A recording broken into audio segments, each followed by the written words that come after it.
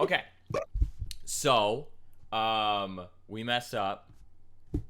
We didn't have the login for, our usual channel, which meant I didn't have any of the assets that we usually have for Oh Baby a Triple. So, there we go. That's how it always goes. Not having what you need, it happens all the time, though. Yep. It's okay. Nobody will shame you except for me. Thank you, Ryan. I appreciate that. You're welcome. Of course. What are friends for? Oh, Kayla says hi. She's at New York City Comic Con, but so she's muted us, but she's saying hello. Oh, well, I hope New York Comic Con is fun. Yes. I wish we were there too, but that's okay. But let's start off the show like we do, right? Yeah. All right. Let's do it. Hello, everybody, and welcome to Oh Baby a Triple, the TV show turned radio show turned podcast turned live stream turned. Oops, we messed up. It's on a different channel now for this one episode. While we keep going. I'm your host Corey, and I am joined, as usual, by the great, awesome Ryan. That's me. That's you. And today, well, yeah, go say a thing. Oh, what? Wait. Oh, no. No.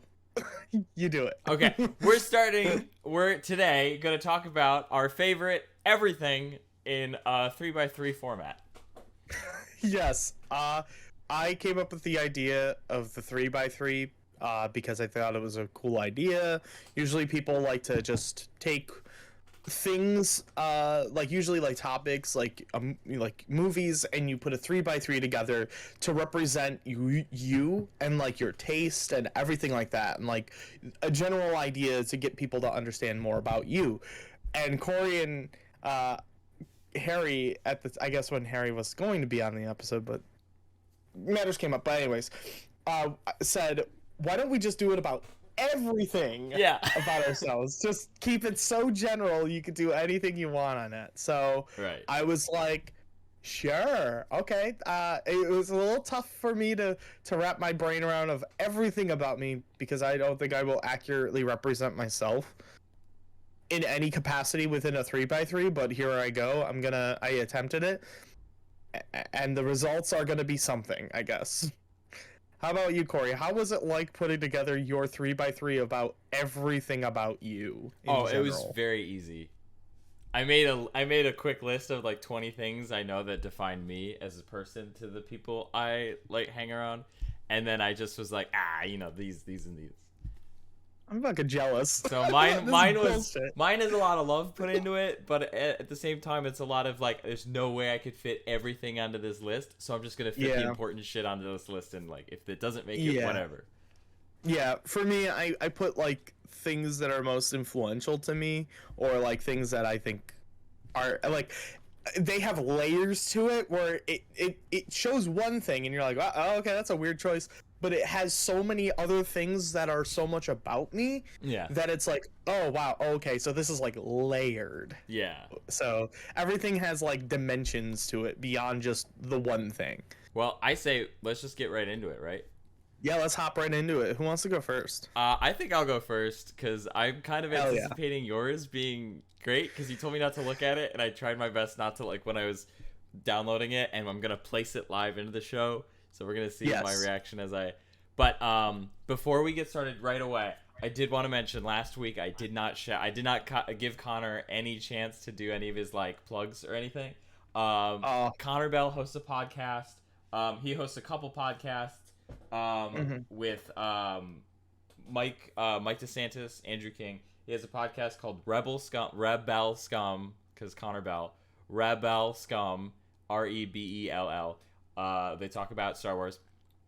That's on. You can listen to that on Stereo, which is the podcast streaming app, where you stream podcasts from your phone. It's audio only. And then he has another podcast, the Newsprint Gang, he does with Mike DeSantis, and they talk about anything and everything. Recently they did a make your own Batman movie, and they both workshopped what their like movie would be, like Batman, who the villain would be, what they would do, and then together they made like a third movie. I love their podcast so much. It's really like fun. actually, it's really fun to listen to when you have an opportunity to like sit and listen to them. Yeah, so They come up with some good ideas. Absolutely. He was talking to me about some stuff like the make your own movie kind of workshop thing. I was like, that is so fun. Mm-hmm. But yeah, check him out on Stereo. Connor Bell, thank you so much for being on our show last week. Sorry I didn't give you a chance to plug any of your stuff, but sorry I wasn't on the show to be there for that. So dang. All right, are you ready for my my top 9? Hell yeah! All right, let's transition. Let's do a transition. You ready? Well, I'm ready. Woo!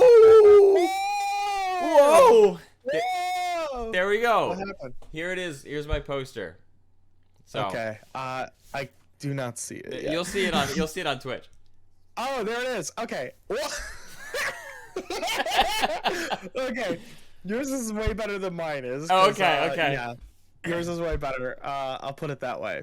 Okay. All right. So, tell me a little bit about your 3x3. I want to talk about the whole as a like. It's very you know how they say like there's the Gestalt theory that like how you view it is important.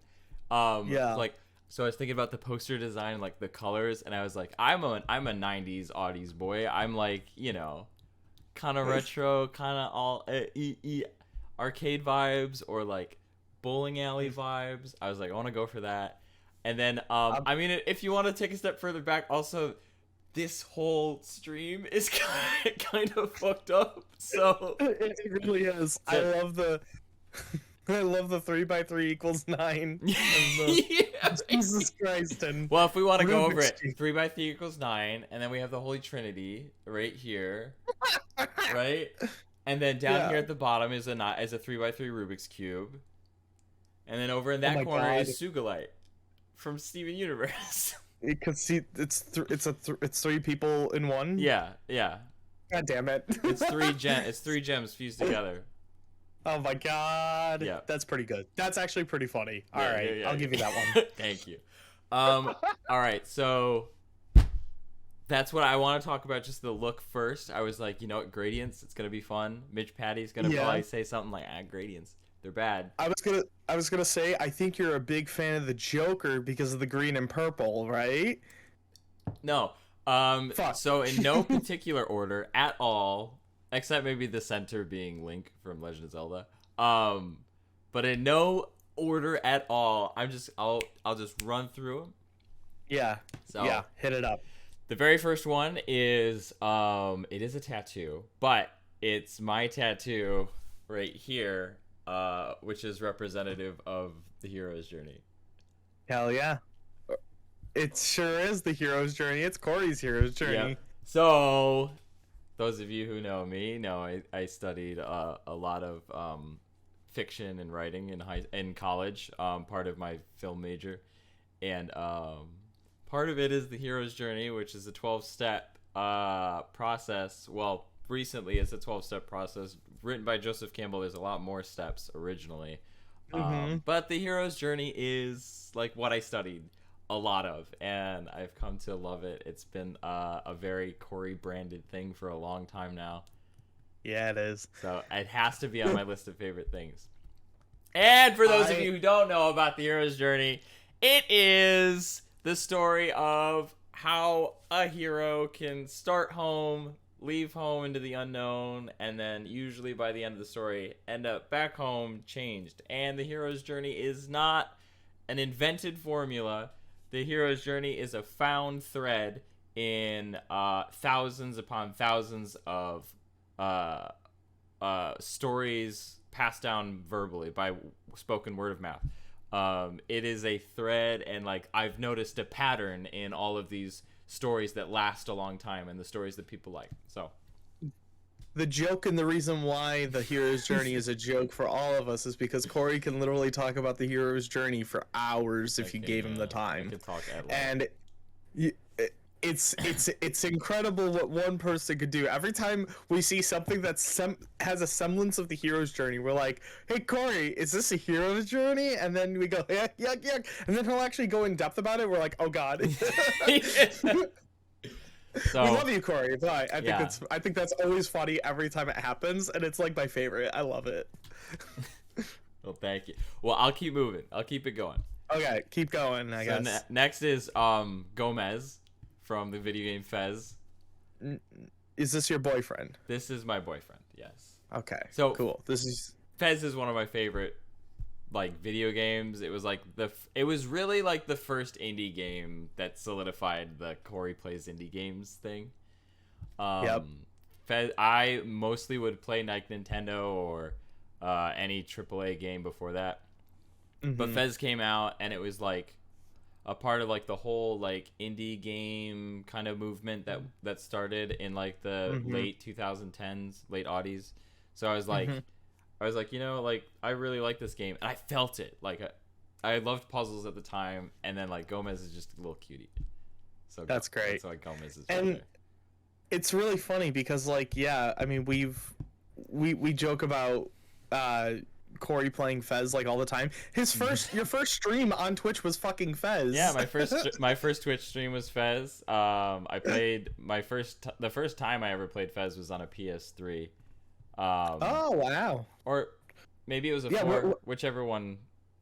I was gonna say when was the first time you played it? Like how far back was it? It would have been like 2015, 2014, somewhere around there.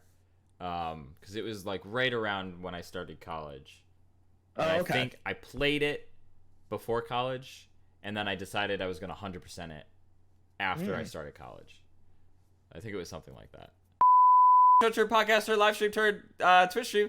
I'm your host, Corey McRae, and we're talking about 3x3s. So back to loving Fez and Gomez. Yes. We'll move on. Next on my list of favorites in a 3x3 is Ryan, can you guess? You love leaves. Love autumn. You sure? So you love leaves? Yes. I'm not wrong. Look at I'm all autumned up. I'm all wearing the sweater. I'm all cozy. I wish I had like a little cup of hot chocolate or something right now. Oh, dude. I had a cup of hot chocolate last night and it was great. Yeah. I usually make this kind of like it's like a thicker kind of Italian hot chocolate. It's almost like a pudding a little bit, but like a little less dense than that. Yeah. Super nice. That hot chocolate, every time you did the pour, yeah, I was like, damn, that looks so good. And I was like, I just wanted it. I was like, Corey, give me. I just bought some fresh like hunks of chocolate too for that, so I can make it again in the next couple days. Probably maybe tonight I'll make some, you know? Corey, I'm coming to LA and I'm gonna drink that at your place. Come to LA. I'm coming over. Come to visit. I'm coming. All right. I think no one's surprised by my fourth pick. Okay. A recent addition to the Corey favorites list, but an important one now because it is a pivotal point in my life at this moment. Chess. Yes.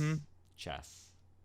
Chess is very Corey defining, I would definitely say. It is now. 100%. Absolutely. I own a chessboard now. It's in my living room. Okay. Like it sits set up, ready for me to make a move and to wait for Mike to make one. When are you gonna buy your 3D chessboard? As soon as I get the ability to view it and interact with it. Okay. Because I always look at those tiered story like chessboards and I'm like, what the fuck? Like I'm like, it's cool, it looks awesome, but I'm like, how does anybody play this? Like, how do you learn to play that? It's ridiculous because there's backdoor. There's like, yeah, I'm not even gonna pretend like I know how to play it. I don't. Yeah. I don't even know. Yeah. But chess, I always found to be confusing. But Corey, you're really good at chess. Like, what's your rank on chess.com? I mean, my elo is just over 1,000, which is kind of low still for a lot of people. And I don't know too much theory, but there's a lot of theory to learn. Yeah. Corey and chess is like synonymous. That's why both of there's a C in both at the start of their names. It's almost as memey as the hero's journey is for me at this point. Yeah, pretty much. Like, oh boy, Corey's gonna go play chess. Wow, I saw that one coming a mile away. Yeah. So, but I love it. That's great. To the middle and maybe probably kind of most important on this list thematically. Yeah. And I like that you put that smack dab in the middle because that's exactly what it should be. I think so. And yeah. that's the important one. So Fez is your boyfriend. Yeah. Would you say Link is your husbando? Yeah. I would say it's okay. yeah. Link is my waifu husbando. Yeah. Respect it only. But yeah, Legend of Zelda hit me later in life than a lot of other games and media I've played. I actually really didn't get into Legend of Zelda like as wholly as I am now until Breath of the Wild. Until I played Breath of the Wild. Because I played like Majora's Mask, Ocarina of Time, Wind Waker. I played all those games and I enjoyed them. But it wasn't until like Breath of the Wild came out where I like realized how much I love the series as a whole and like how important it actually is to me. Which is weird. It was like I played this one, I played that one, and I kind of like they were all separate until I played Breath of the Wild. I was like, no, wait, they're all important. Yeah. But yeah, I played Breath of the Wild at like a really pivotal time. I was just coming towards the end of my senior year, and I was like, Breath of the Wild was like my escape when I was like worried about like my future and my life and everything. And I loved how much like Link's story is just like he's a guy with a goal. It's a single goal. He knows exactly who he is and what he has to do. And I was like, I wish I had that. I wish that was me. Like the simple, and I like the simplicity of like, you know, being a warrior. All you got to do is fight your fight, and you go out and you explore the wilderness. You like look for the unexplored, and I always thought that was super cool. Yeah, it's got your hero's journey in it. It's got your puzzle solving like Fez. It kind of hits like kind of those keynotes that like you already have established in your 3x3. Yeah. And it's all here in Zelda as well, which is like I'm surprised that it took Breath of the Wild for you to get there, because like I would think that you would get that almost in like Ocarina of Time, like because like that's all there too. It's all very much the same in Ocarina of Time. But I think it's the way that Breath of the Wild is executed is a lot different, because the art style is different, the the feel of it, the music is so different, the like fighting style is different. It's just a much different experience. Yeah. The whole game is it's no rush to get to the end. Yeah. There's no rush or ticking clock or anything like that. Like Majora's Mask is like a ticking clock constantly, which is why that game is really frustrating for me, because I'm not good under time pressure. Even though it loops back up and around and it kind of like it Groundhog's Day you, I kind of hate that. Like that's the one thing I don't like about Majora's Mask. Yeah. But Breath of the Wild, I can love and appreciate the environment and the places I'm going around in, because it's just like there's nothing that's pressuring you to go straight to the end. It's there. If you want to go to it, go to it. But if you want to check out all these other cool locales and other little places and meet the characters and cook food or whatever, solve these puzzles and do some shrine stuff. Yeah. You could do that, and it's like really cool. It's like sky's the limit too. You can do any. I've known some people who like put 300 hours in this game just exploring, just like making up their own shit, doing whatever. I've come close to 100% of the game. The only thing I haven't done is found all the Korok seeds, and I just like I don't really want to. I'm like, I'm gonna go through the entire game, lift up every goddamn stone. I'm like, okay, I did all the fun stuff, all the temples. I did all of the battles. I expanded my with the Korok seeds, you use that to expand your inventory. But I feel like I expanded my inventory enough for me. So I was like, I'm good. I got like all the costumes. Yeah. I'm like kind of content with the game, and I might do like a quick replay before Breath of the Wild 2 comes out, because I'm so goddamn hyped. Absolutely. But before I keep talking in depth about Legend of Zelda and how much I listen to Legend of Zelda playlists and just exist, I'm gonna move on. Speaking of Legend of Zelda playlists and music, my next pick is Richard Vreeland. Also, I don't know who this man is. Also known as Disaster Piece. The guy who made the music for Fez, the guy who made the music for Hyper Light Drifter, something Silver Lake with Andrew Garfield. Under the Silver Lake. Under the Silver Lake. It Follows. Really? I didn't know he did the music. A lot of good music from him. But Richard Freeland actually, Disasterpiece is actually kind of just like a way for me to really just say like music in general, and a lot of it is encompassed in like indie games. Some of my favorite indie game soundtracks obviously are like Fez and Hyper Light Drifter, but also A Short Hike, which is like a Steam. I don't know if I've played it on Steam, but Night in the Woods, which by the way I'm streaming tomorrow. I'm playing Night in the Woods tomorrow, streaming it live. It's Halloween time. Other indie game like soundtracks I love would be like Lisa, which is just the goofiest fucking soundtrack. But basically just music in general, and like indie games hold like an important video game music in general, because Nintendo too also does like really good, like amazing music. Legend of Zelda, etc. Super Mario Galaxy, Kirby, so Kirby's got a great soundtrack, man. I love Kirby. Kirby's like one of my favorites. It's so cozy. Kirby's a game I don't play often. I've played Kirby's Epic Yarn, and I've played like Magic Mirror or something like that. It was with you and 4 other Kirbys, I think, or 3 other Kirbys. But like I don't play a lot of Kirby, but you like know the music. The music is like like everybody knows Kirby music, and especially because like I love Kirby Air Riders, which was the GameCube racing game. That Kirby was also just really fun. That was such a fun game. I love Kirby. Yeah, I have a soft spot for that squishy bastard. All right, I'm gonna move on so I make sure that you still have time to do yours. I'm good. Trust me, I'm good. Next on the list is the one and only your son, my baby. So Gomez is my boyfriend, Link is my husbando, and Toad is my son. Yep. Why is Toad one of your favorites? Like, tell me a little bit about your Toad love. I mean, Toad's like, I can't place Toad as like why. All I know is when I was a kid, I just picked him every time I played Mario Kart. I just always picked Toad. It wasn't because like I liked Mario, but I just always picked Toad, and it was probably one of those things where I picked him once, and I like played Mario Kart again, and I just picked Toad again, and I was like, by that time I was like, like I've done it twice, like I have to keep picking Toad. He's like my man. Like we've been through it already. Like I gotta keep playing Toad. So then Toad became my like always. Like, whenever I play Mario Kart, it's Toad. And if someone takes Toad, I play Toadette, but, like, very upset. But, yeah, Toad. And then I also have a little light you might see over here, which is a little Toad light.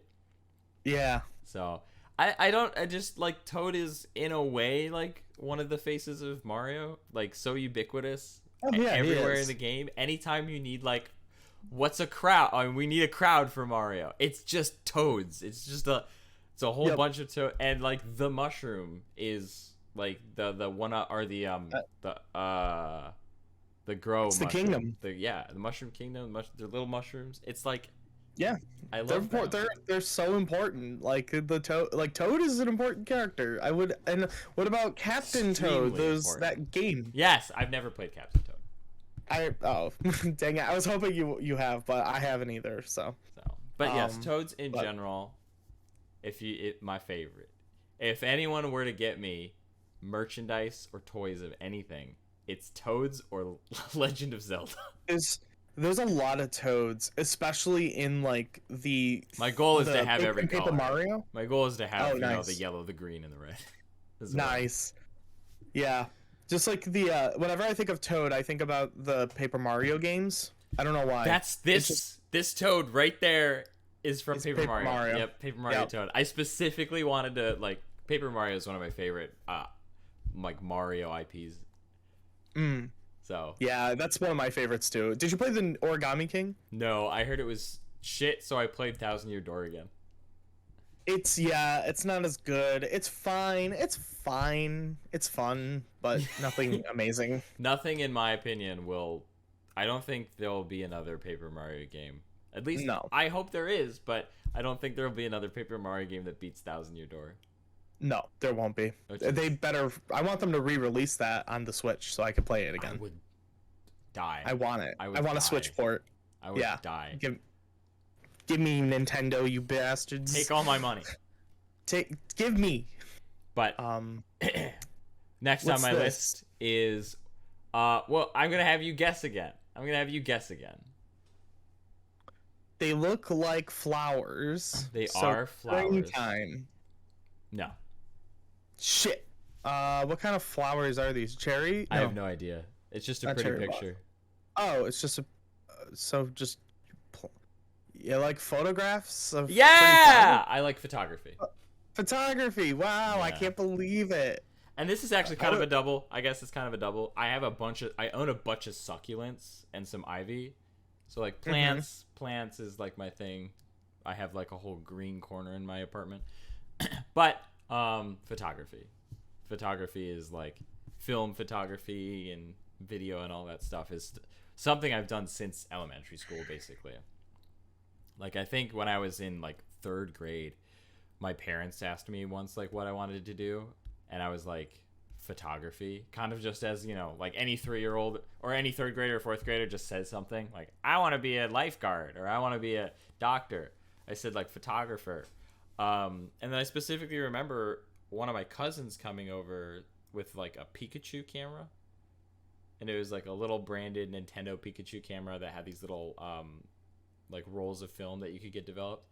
And I remember using it and like thinking it was like, I don't remember what happened, but I remember the specific memory of just holding this camera and using it for like a moment in the kitchen, and I just like that stuck with me. So photography, and this is a photo I took. That's awesome. Over at the. Oh, it looks really pretty. Thank you. Great. Yeah, it's like vivid, but it's like pastel-y. Yeah. One of my favorite photographers is Akin Koko. I think from Japan. I don't know exactly where they are from, but okay. I've never heard of him. You've probably seen their stuff before. They do a lot of like maybe images of the sky, and then like it looks like photography that looks like an anime is kind of their brand. Oh, okay. So you've probably seen their stuff before. But I love photography, and this past summer I kind of like followed in that whole idea. Yeah. That's cool. All right, cool. I love that. That's really nice. And yeah, I know you're a big photography boy. You take good pictures. Thank you. Which even like because even the picture in the top left corner, I mean, that's your photo. Yeah. As well as your arm. And then and also this one in the bottom right corner. Yeah. That's also another thing that you shot. Is it this side? No, it's this side. Yeah. There it is. Same hat. So my last one is something you see. It's very obvious, but you don't think about it, right? You don't like not everyone like pins you as like, oh, that's your favorite thing. But hats. I love hats. Is that really wait, is that actually what it is? Yeah, beanies, hats. I love all of that. I thought it was like something like a video you made, and this is like a special video. No, it's just you don't see me without a hat on, right? I honestly can't think of. It's like Double D. It's like imagine when Double D gets his hat ripped off. Yeah. It's like it's always weird. It always puts me off. I'm like, whoa, what's wrong with Corey? Where's his beanie? Yeah, I've always got either a beanie on or a cap, and it's just. I just assume you're sick then. No, I just like I've always worn hats, so it's just every time I go out, it's always part of my fashion. But it's a look, and it's your look. Like I literally picture you always wearing a beanie, but it always like it feels right, like because it works. Yeah. Like if you're not, like I said, it's like the tables have turned, the world's going to hell. I don't know what's happening. Yeah. What's going on with you, Corey? Are you okay? Like then I get worried and concerned. I got my beanie. I'm fine. But you got your beanie on today, so you're good. You're happy. You're feeling good. But so that's my 3x3. That's a good 3x3. Thank you. Very accurate. That's way better than mine. I was really hoping. Yeah, I was really hoping. Mine's not going to be very good. I'm not. Well, let's go ahead and let's get that set up. So mine's not as fancy as yours. Wait, you ready? Are you ready to transition again, Ryan? Yeah, let's transition. All right, ready? Whoa! That wasn't much of a transition, but I'm gonna go ahead and drop in the poster, your poster. Oh wow, I'm not surprised by a lot of this stuff. Oh really? I mean, Not you at shouldn't be. all. You shouldn't be super surprised. Look at that. Let's see it pop up on stream. Oh wait, it's already There on it stream. is. I'm just delayed. This stuff seems okay. So all right, so I'm gonna go from obviously top left all the way over and through. So first things first is West Side Story. And I have a visual representation because I have the Blu-ray just sitting on my desk with me. Because I fucking love this movie. I fucking love West Side Story. It's weird because, okay, I have a huge history with hating Romeo and Juliet retellings. Right. I fucking hate Romeo and Juliet. I have gone on record to be like, fuck Romeo and Juliet and fuck Romeo and Juliet retellings. I'm tired of them. Right. I put off West Side Story like crazy because I just knew it was a Romeo and Juliet retelling. Yeah. But I was really bored one night, and Turner Classic Movies had Bill Hader on, and I was like, I love Bill Hader. Yeah. And he was presenting West Side Story, and he was talking about his love for West Side Story, and I was like really interested. The movie started, and I watched it. I did not expect to fall in love with this movie as much as I did until I watched it. It's probably one of my top favorite films of all time. It's like up there. I'm like obsessed with Robert Wise as a director. He directed The Sound of Music, the Star Trek The Motion Picture, The Haunting, which is my favorite horror film of all time. And like he's done in The Sand Pebbles. I mean, he's done so many amazing movies that I'm like, God damn, this guy's got a stacked record. Yeah. And this movie, I love movie musicals, like to death. So this is like a great representation of my love for classic films and movie musicals. I love this director. The cinema, and also this was the first film where I watched it, and the filmmaking techniques is what I picked up on. Oh, those like, West Side Story has some cool stuff.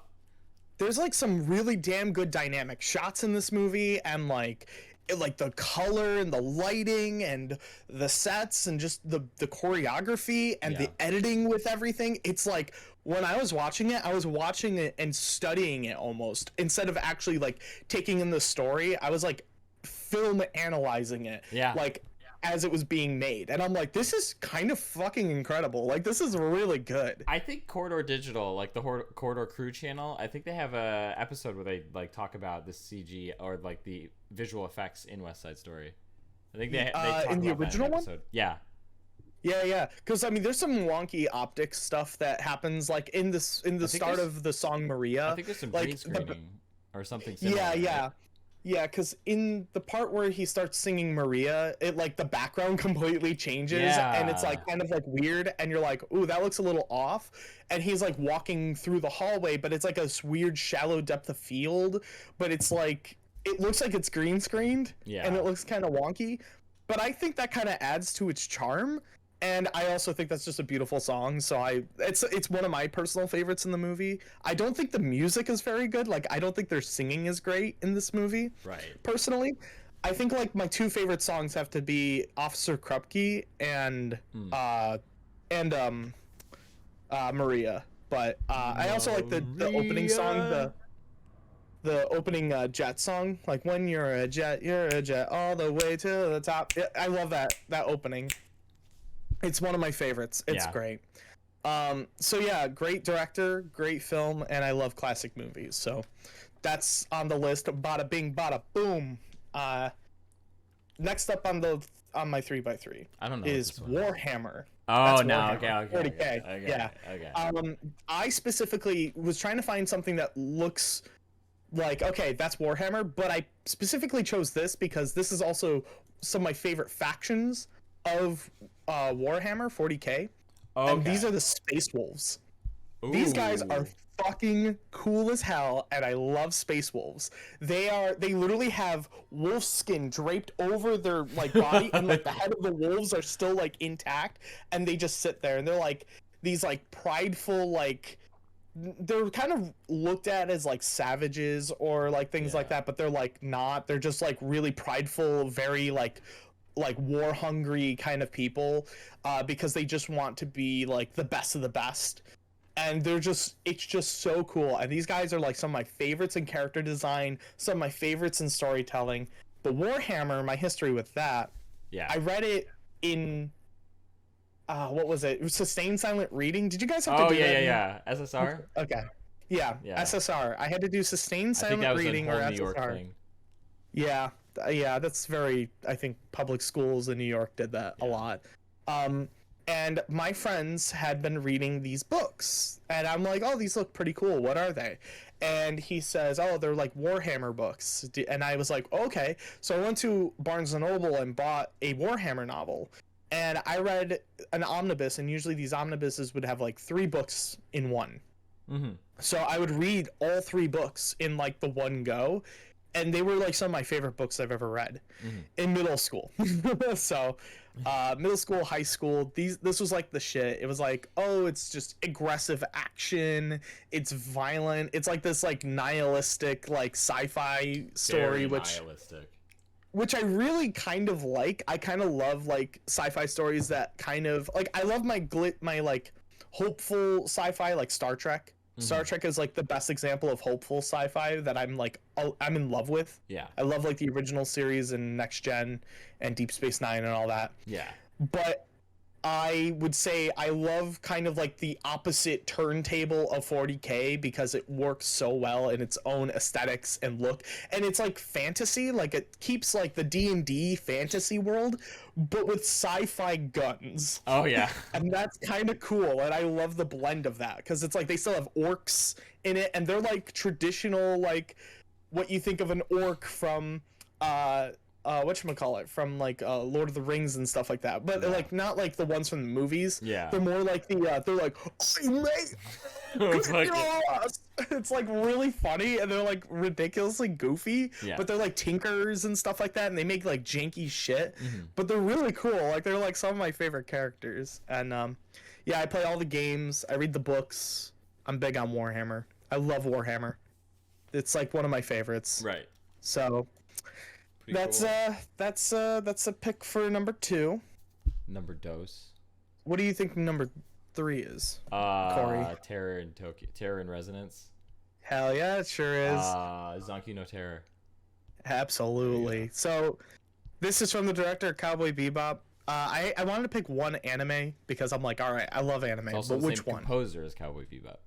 Same composer, Yoko Kanno, which I know she's got a lot of flack on her right now for plagiarism, but I gotta admit, I don't give a fuck. This soundtrack for this show is absolutely gorgeous. It's good. It's like, it's probably one of my top favorite like anime scores of all time. Like this has to be. I've listened to the Terror in Resonance soundtrack like 70 billion times, and I still listen to it while I'm at work. Like I probably will go there and listen to the Zankyou no Terror song at some point within my day today. Like that's just how I am. But this show is it's not even like my favorite anime of all time. Right. It's just one that resonated with me, and I never forgot it, and I just like Terror in Resonance. Terror and resonated with me. And I just love it. It's just such a good show. It has great characters, great animation, amazing soundtrack. It's just, it hits all the core beats that I'm like, this might have not been the best show I've ever seen, but it was a damn good one, and I still remember it. And I've watched it like several times now because it's relatively short. It's like only 11 episodes. Yeah. So it's not hard. It's not like a commitment to get through. So I think that's what makes it really great. And I hate television. I've gone on record that television is long and annoying, and I can't stand it because it's too long. Yeah. And I can't commit to the time. But anime is great because it's like 20 minutes an episode. So it's short. It's real short. Yeah. So yeah. So that's my TV show anime pick. Next up is Batman and Robin. My favorite Batman film. This is on your list. It would be an absolute crying shame if I didn't put Batman and Robin on my list. Yeah, it would be a tragedy. Yeah, because I could fucking quote this movie inside out, and I hate it. I hate that I know this movie this well. Yeah. This is like one of the worst Batman films of all time. Yeah. And I've probably seen it at least 30 times. Like, since I was a kid, I watched it like so much. And I grew up watching it. And then I literally was like, damn, I really, like, even when I got older and I didn't have VHS anymore and I didn't have access to see it, I desperately wanted to see this movie so bad. I bought the Blu-ray for it so I could just watch it all the time. Yeah. So, and I've seen it now like an extra like 10 times since I've had it on Blu-ray. So I love Batman and Robin. Arnold has perfected Mr. Freeze. I actually went to my sister's boyfriend's place yesterday. He has Funko Pops. Yeah. I specifically got really excited because he had specifically the Batman and Robin Mr. Freeze. Yeah. So it was Arnold as a Funko Pop. And I fucking lost it. You know what? You do need to come to Los Angeles because last weekend when Connor was here, we went to the Warner Brothers studio tour. Oh yeah, I forgot about that. There we got to see the Mr. Freeze costume that Arnold Schwarzenegger wore. No way. Yeah. Are you serious? It's part of the tour. Okay, Corey, we are. I hope you're okay with going on the same tour again because I need this. I need to see this. I will be good. I need that. I want that. I fucking love this movie. I have nothing to say. I mean, yeah, you got my here's my good. This is my trash heap right there. That's my garbage pickings. But you love your garbage. Yeah, I'm like Tom Hardy in Venom when he's eating out of the trash can. That's me with this movie. like I have no apologies for loving this movie. One of my favorite lines in the movie is a bat bomb. As soon as Rob, I don't know what it is, but that line fucking gets me every time. I also love when they're surfing off the doors of the rocket. Like the first 10 minutes of that movie, for me, is like the best part of the movie. Yeah. Like it is so fucking all over the place. It makes goddamn no sense, but holy shit, is it a fun time. Like I'm just enjoying just the goofiness of the whole thing, and I'm like loving it. Like Mr. Freeze is like some fucking wings and he's flying over Gotham City like so like a butterfly, and it's like there's a lot of like wild shit like that in this movie that just makes me go, what in the fuck is happening? There's like a random like motorcycle race in the middle of the movie with some bad blue screen effect at the end, which is really funny. I love Bane going bomb. So many moments I can think of that I'm like, damn, this is a great film. One of the greatest films of all time. Should have been AFI's top 100. It resonates with me, and I just grew up with this movie, and I just like watched it, and I can't stop. Smack dab in the middle, we got Respawn energy drinks. Do you have some with you right now? No, I threw them all out because they all expired. No! I didn't know they had expiration dates, but I got my cup. You do got your Respawn cup. I got my Respawn cup with Hot Ones stickers stapled onto it. Stapled? So, because I bought their hot sauce, so they gave me free stickers. Stapled? Yeah, I like just stapled it on there, like with sticky adhesive. Okay. Yeah, you know, stapling your stickers. Respawn has been such a cornerstone in your life recently. Yeah, this is more of a recent part of my life. Just because Kayla and I, we were talking about what was it? What was the company? Razer? Yeah, it was Razer. Yeah. And we were both like, Kayla found out that they make drinks. Yep.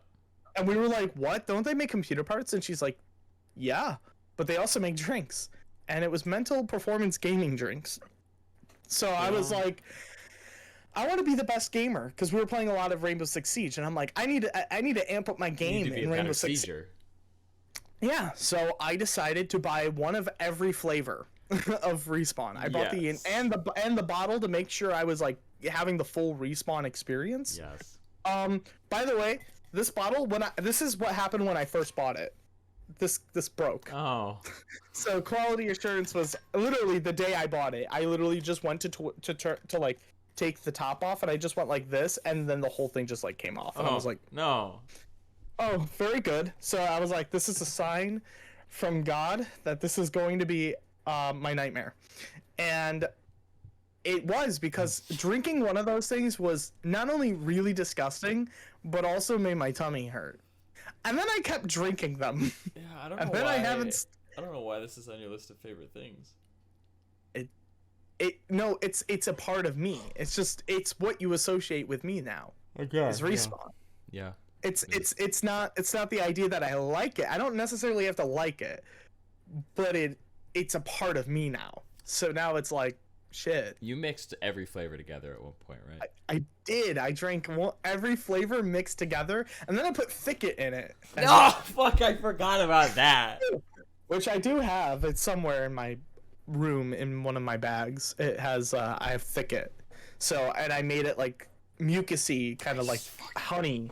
I turned my Respawn to honey. It's just essentially. So and I drank that. I forgot about that. I had pushed that memory out of my brain. It was right before Mitch ASMR. Yes. So I drank Thicket Respawn, and it was one of every flavor. It was kind of bad, but also not the worst. I don't know. It's not the worst. I mean, it could have been worse. I actually think the pineapple and like apple flavor on their own is significantly worse than when it's all mixed together. Yeah. Which is weird. But yeah, no, Respawn. That's a part of my life the now. important one Forever. in the middle. So that's a weird one. Next up on my list, Corey, what do you think this is? My guess is it is. What do you think this movie's about? What do I think it's about? Yeah, what do you think this movie's about? I'm getting something similar to the vibe of like Men Who Stare at Goats. Okay. Oh, very wrong, but okay. Okay. Is it an alien movie? No, not at all. And I got nothing. All right. Top Secret is one of my favorite comedies of all time. It's from the same director as Airplane. It's okay. And the Naked Gun Files from Police Force, which is also another one of my favorite comedies as well. This is from the Zucker brothers, which is like their like comedies from like in like the 80s were fucking incredible, and some of my favorites like growing up. Yeah. And this film I grew up watching because I think my mom rented it accidentally on Blockbuster like video, like when like they sent you the DVDs in the mail, like when Netflix was doing that back in the day, when you would just order online. We did that with Blockbuster. And she rented Top Secret.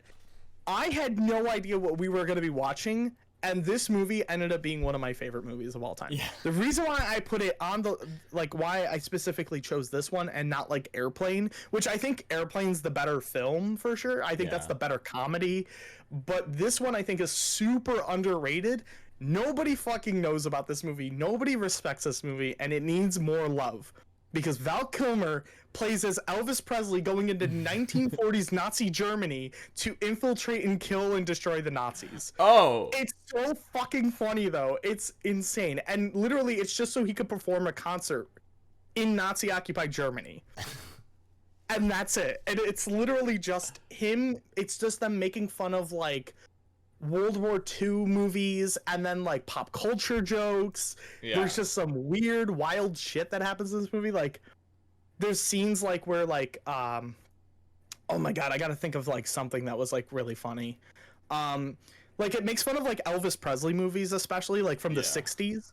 So like they literally start the movie with a song called Skeet Surfin', which is a parody of Surfin' USA by the Beach Boys. Yeah. And it's of kids going to the beach with guns strapped to their back to go shoot at the little disc skeets, and like hijinks ensue. Like people are like almost like being too they're like surfing and shooting a gun. It's like really funny, and you're like, I just lost it. The most problematic part of that scene as well is when the kids get out of school and they're grabbing guns out of their lockers. Yeah. And it's like you can't get away with that shit anymore. But I think it's absolutely fucking bananas, and it's played so comically over the top that it's so funny. Like you're just like laughing the whole time. Yeah. And this movie is just like there's like a romance scene as well where like Elvis Presley, like, sorry, Val Kilmer. It's really Val Kilmer. Val Kilmer and like his like romantic love interest. He's like playing this beautiful like love song in front of a fireplace, and then they go and embrace to kiss, and they crush the guitar in between them. It's like shit like that is what makes this movie absolutely perfect. It's just funny enough, and it's corny as hell, but it's funny as hell. And then like, yeah, the whole scene at the end, they disguise themselves as cows to infiltrate like the Nazi occupied German camp, and the cows are wearing, the cow that they dress up as has boots on, and like it's really funny. And then one of the bulls thinks that, oh, that's a female, and one of the guys gets butt fucked by a bull. Oh. It's really great, and he's like an asshole, so he's like a shitty character. Yeah. That gets fucked by a bull. Yeah, there's so many great scenes and moments. I love the big shootout in like the shed, where a grenade flies through the window, and one guy jumps on top of the grenade to protect everybody, but everyone around him explodes. And he doesn't die at all from the explosion. He just like everyone else gets blown up. Or when they're like shooting out the windows and they're playing tic-tac-toe.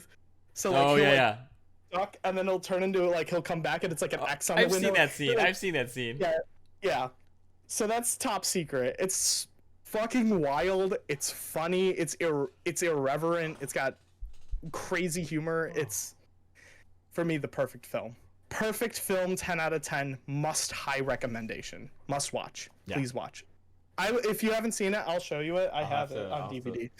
And I'll stream it. We'll do a movie night. I'll put that on for you. Hell yeah. I think you would love it. I think you would really love it. Like, trust me. The next one on my list is specifically the novel. This is Jurassic Park, the book by Michael Crichton, not the movie, as much as I think the movie is amazing. Mm-hmm. The book, one of my favorite books in high school. I read this and I fell in love with Michael Crichton. Michael Crichton novels are one of my favorites. I love his thrillers. I enjoy the suspense, the action, just everything.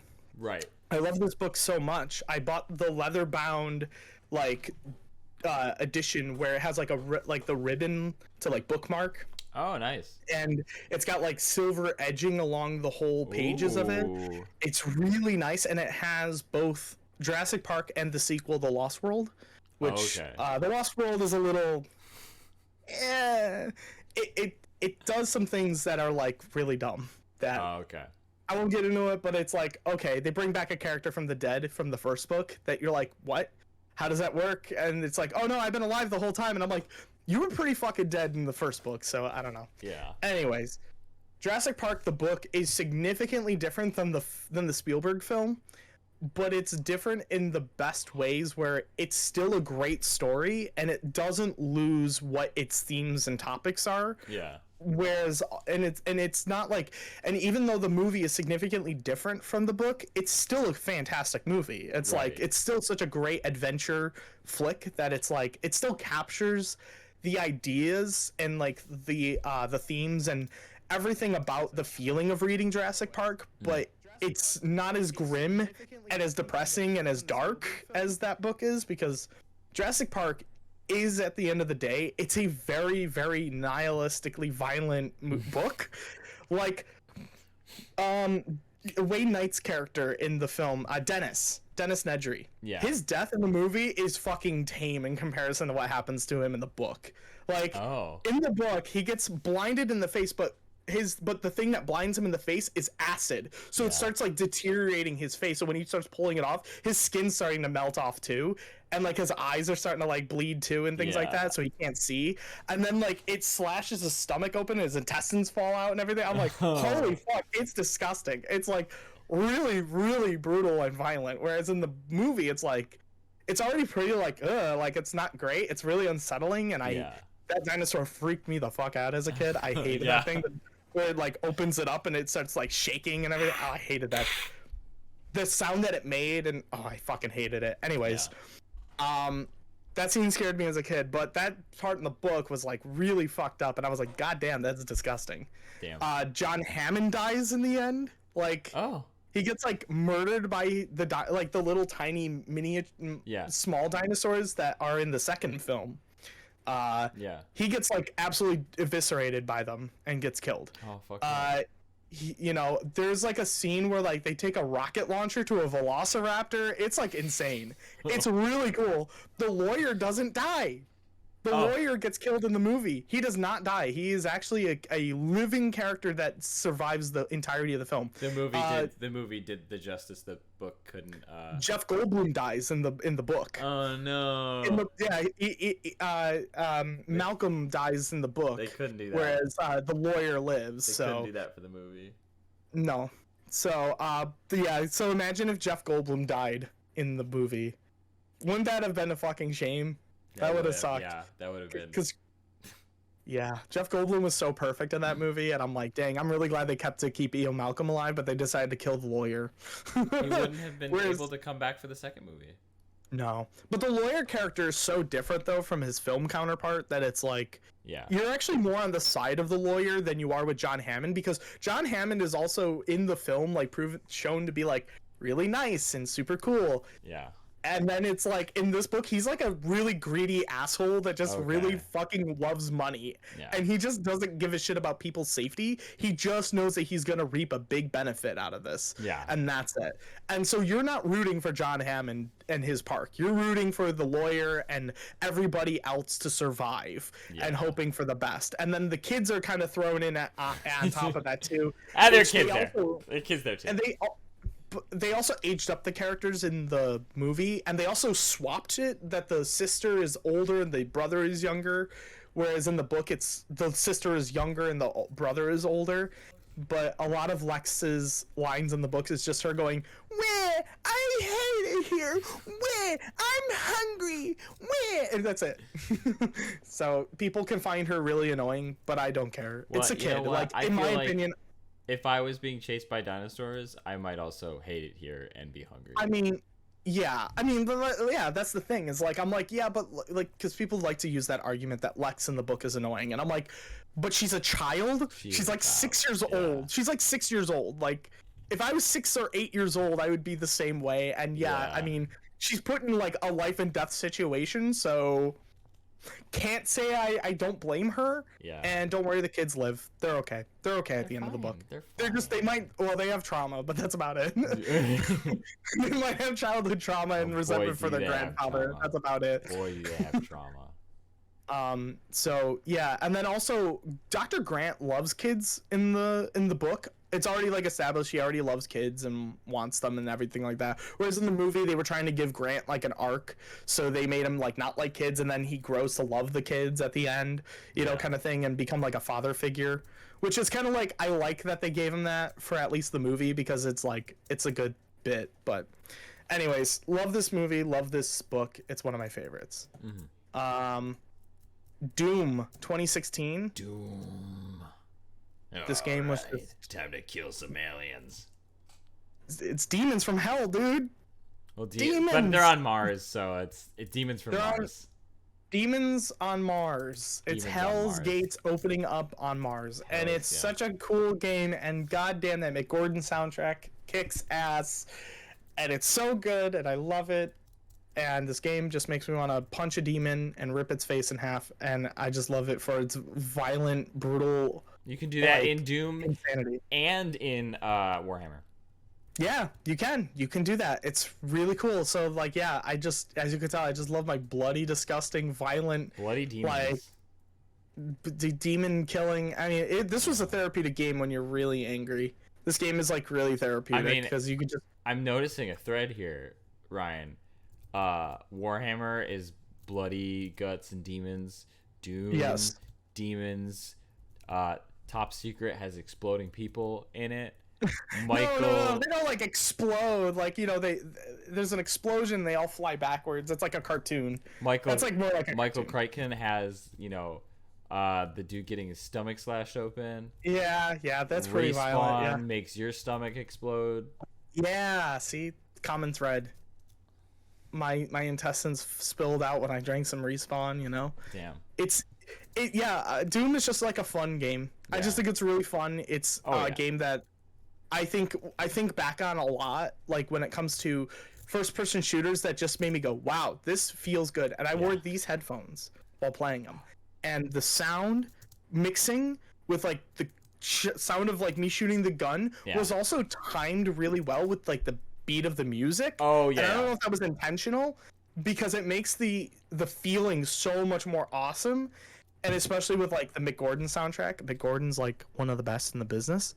And I love metal music. There's no denying that. I love metal like a lot. Yeah. Mick Gordon has one of the best metal soundtracks, like easily. He made a fucking Bring Me the Horizon album, and like he worked with Bring Me the Horizon, and it was one of their fucking best albums they've ever made. Yeah. I'm just saying. I just gotta say, you know, Mick Gordon's a fucking legend, and I love his music, and he's really good. Right. And also, this game is just a lot of fun. It's just so much fun. It's brain dead. It's brain dead nothingness of just shooting things, but that's all I like. Right. It's a fun game. From what I remember playing like the old, like ports of the DOS game. Yeah. Wow. I've played those ones, like, you know, kind of when you like download it for Windows and play it there. Yeah. Yeah. Wolfenstein, and it's pretty much like Wolfenstein and stuff like that. Yeah. But it's like, you know, but Doom was pretty great. I played the original Dune as well. Doom, I mean, not Dune. Dune. That's different. The spice must flow. He who controls the spice controls the universe. Anyways, I'm really excited for that Dune movie. Sorry, I really can't wait for it. Surprised Dune didn't make this list. It was on the border, but I think Jurassic Park was my book choice, because that was just that had a lot more influence on my life than Dune. Dune was something I read like during quarantine because I had nothing else to do. But yeah, so that's so Doom is one of my favorites. That's just a fun game that I think just resonated with me, and it brought out my inner metalhead junkie aspect to my life. It was like the same effect that I had when I saw Mad Max Fury Road, which was just like, I just really want to pump the jams and just go fucking ape shit. It was really cool. So yeah. And then my last on my 3x3 is one of my favorite films, because my friend and I, Sean, my roommate Sean, who I will always refer to my roommate Sean to all my friends. I'm doing that because he gets mad that I do that. Like, I say, oh, my friend Corey, or oh, my friend Kayla, and I say, oh, my roommate Sean. My best friend Sean and we grew up watching Tremors. Dune. Lot. Tremors. Yeah. We grew up together. Mitch in chat said, what you talk about? Bottom right corner is Dune. Bottom right corner is Dune. Yeah. Tremors is one of my favorite monster films of all time. Funny enough, has the little girl that plays as Lex in Jurassic Park. She's in this film. There you go. And it's really great. And this movie is super awesome. It has comedy, suspense, action, Reba McEntire. I mean, I can't even begin to tell you why this movie is a must-watch, and has such a significant like existence in my life. I can't believe that a movie, like, everyone will look at this poster and go, this must be the dumbest schlockiest bullshit ever. It is not. It is played completely straight, but it has comedic elements to it. But it is like legitimately a phenomenal horror film. Yeah. And it's also a really phenomenal like Western action. Like, it's like a Western blended with like horror and a monster movie and like comedies in it. Like, my favorite bit is when they kill their first underground worm, and Kevin Bacon just looks at it and goes, "Fuck you!" And it's like my favorite part, and it always gets me. Or I like the part where like they outsmart one of the worms, and the one guy goes, "Way to go, dude!" Like, I love it. It always kills me every time. So there's like such great moments in it, and like the iconic scene for me that made me go, "This is one of my favorite movies." Yeah. Was Bert. Bert is a character that's been in all of the Tremors movies, for good or worse. Right. All the Tremors movies have gone down in significant quality post I think 3. The third one was like the last good one, I would argue. But I love the scene where they're just chilling and they're trying to warn Bert, hey, a worm's coming to you. He's coming and you've got to get ready. And they're sitting in their basement like, what the hell are they talking about? And it bursts through the wall and they just start taking out guns and shooting at it. And then they're like, they run out of bullets and they're like, oh shit. And they just back up and there's a wall filled top to bottom with only guns, and they just start pulling off the shelf and just using every gun to kill this one thing. And I fucking love that scene. That's a lot. Because it's so wild, it's so crazy, but it's so fun. And you're like, what the fuck? Like, holy shit. And only in the middle of bumfuck nowhere would you find somebody that loves guns as much as Bert. Yeah. And it's really, really fun. I gush about this movie. It has some of like my favorite moments and scenes. You know, some of the most suspenseful moments. Like there's like the scene where the little girl is like bouncing on a pogo stick, and these things cannot see. They go underground. They only sense you by sound. So she's on a pogo stick, just hopping, and you just go from the POV of the worm coming towards her, and you're just like you're just clenching your seat, like getting scared as soon as it gets closer and closer to this girl, and you're like, is it gonna get her or not? You know, it's like you're just so nervous because you have no idea what's gonna happen in this movie. Yeah. And that's the beauty of it, is that you don't know who's gonna die or who's gonna live, and everybody is at risk. You know, and it's like the stakes are set up right away at the start, and it just goes to maximum overdrive throughout the rest. Yeah. But it is like it's for me one of the perfect blends of low budget horror movie that looks incredible, that looks like a high budget film and has a simple concept, but it's done so well because it has such a great cast of characters, great comedy, cinematography is excellent, like great soundtrack and score, and it's just got such a great, like the actors they casted for this movie, just perfect. I'm glad that they have the actors they did. Mm-hmm. So, and it's a childhood film, and it's one of my best friends and I favorite films to watch together. We've shown this to so many people, and every time we show it to people that have never seen it, they're like instantly in love with it. They're like, this is so good. And I'm like, yeah, you think it's like gonna be a B movie, and it's actually like a genuine good film. Well, you know what, Ryan? I've never seen Tremors. We're gonna have to watch it. I feel like that and Top Secret are gonna be the must watches. Yeah. I feel. Movie night. I feel like you'll understand me a lot better as a human being if you've watched Tremors, and if you watch Top Secret. I feel like you'll be like, yeah, okay. I feel like I already understand Ryan, and I know what to expect to an extent.